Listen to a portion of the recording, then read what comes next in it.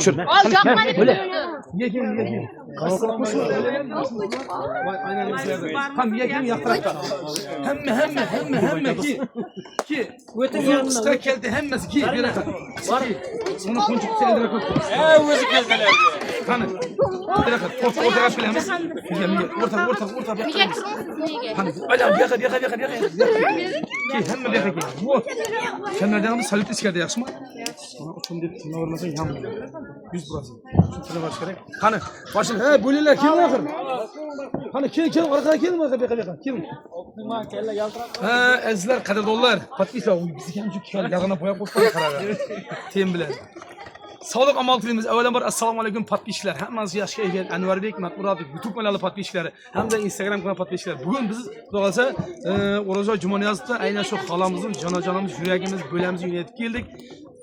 Aynen tevellüt ayamı. Mana şu Karakoçlar namından, kichkentalar namından tebrikliymiz. Hemme böleler, kichkina qizlar, emme hala, bölecan, hemme namından shirin tilaklar, sağ olsunlar. Hemmesi bölemiz şu. Oraza halanın böyle. Sağlık amallık tilimiz. Layım 100 aşağı gerek. Gittik mi? Gittik. Kaçırdık hem de.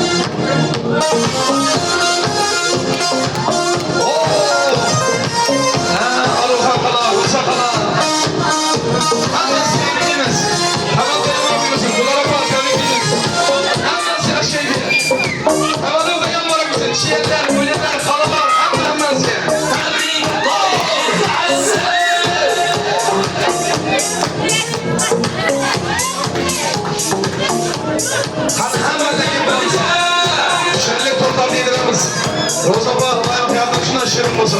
Hem makamlar da biliriz. Bale.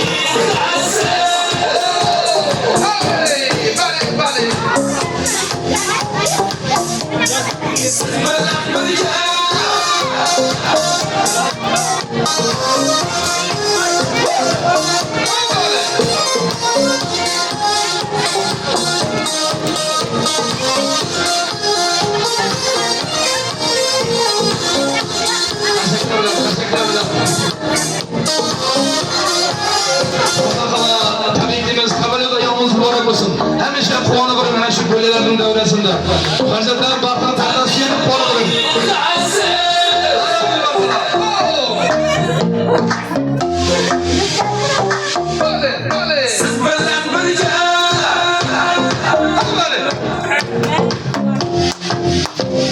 Böyle. Tebrik layık